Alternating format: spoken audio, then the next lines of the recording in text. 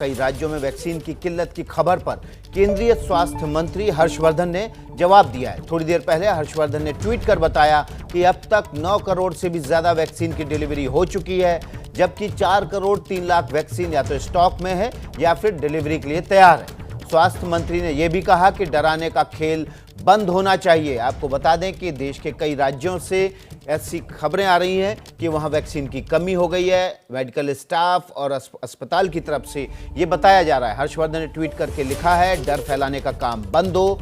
टीके की 9 करोड़ डोज लग चुकी हैं, 4.3 करोड़ डोज की डिलीवरी होने वाली है। डॉक्टर हर्षवर्धन, केंद्रीय स्वास्थ्य मंत्री, देश को ये आश्वासन देते हुए कि टीके की कमी का सवाल कहां से उठ रहा है, सवाल भी पूछ रहे हैं। हमारे हालात पर नजर है, हम सप्लाई भी बढ़ा रहे हैं। डॉक्टर हर्षवर्धन, केंद्रीय स्वास्थ्य मंत्री, ने ट्वीट करके ये जानकारी देश के साथ साझा की है। तो इस वक्त जो आरोप लग रहे हैं कि डोज की कमी है, वैक्सीन की कमी है, उसको नकारते हुए केंद्रीय स्वास्थ्य मंत्री डॉक्टर हर्षवर्धन, कोरोना की वैक्सीन वायरस के अटैक से तो रोक सकती है, वायरस के अटैक को तो रोक सकती है, लेकिन सियासत के अटैक को नहीं रोक पा रही है। हम ऐसा क्यों कह रहे हैं, रिपोर्ट देखकर आप खुद जान जाएंगे।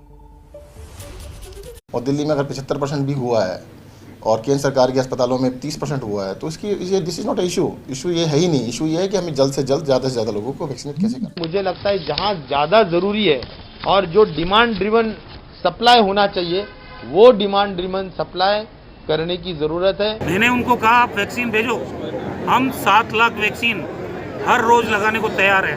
तो ये उम्र जो 45 साल रखी है आपने, इसको फ्री कर दो, जो लगाना चाहे टीका लगाओ। कोरोना वैक्सीन को लेकर केंद्र परवार के दौर में महाराष्ट्र के मंत्री नवाब मलिक सिर्फ कूदे ही नहीं बल्कि 2 कदम आगे भी बढ़ गए। अब पूरा नियंत्रण केंद्र के पास है और केंद्र अगर हमें नहीं सप्लाई करेगी तो निश्चित रूप से पूरे महाराष्ट्र में अफरा तफरी का माहौल बनेगा। शायद यही अफरा तफरी पैदा करने का काम केंद्र की सरकार कर रही है। हालांकि केंद्र इन आरोपों को नकार रहा है। खुद पीएम ने भी बैठक में इसका जिक्र किया। जो हमारे पास अवेलेबल है उसके हमें प्रायोरिटाइज करना पड़ेगा। किसी एक राज्य में सारा माल रख करके हमें परिणाम मिल जाएगा, ये सोच ठीक नहीं है।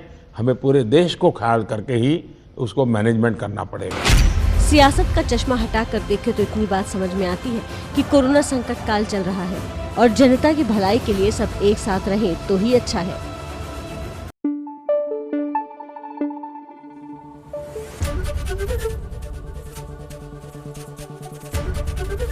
एबीपी न्यूज़ आपको रखे आगे।